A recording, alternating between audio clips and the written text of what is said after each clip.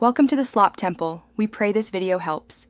You begin by naming exactly what pulls you in, list the top 3 apps or habits. Then set concrete limits.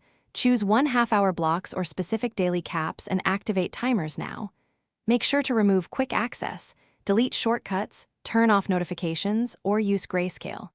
Once done, arrange immediate substitutes. Place a book or hobby kit where your phone used to sit. This first step is decisive because it replaces frictionless use with intentional choices and small, repeatable actions that build willpower. Now you create durable routines that crowd out old habits.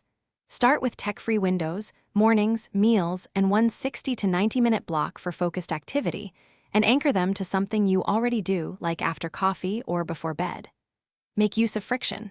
Set app limits, website blockers, and schedule Do Not Disturb so you don't rely on willpower.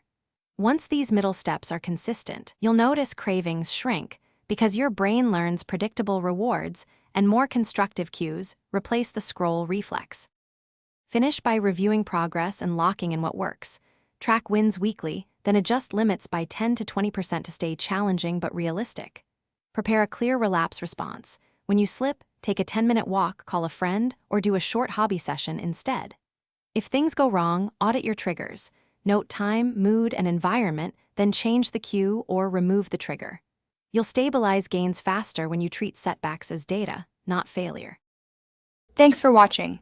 Consider subscribing if we helped you.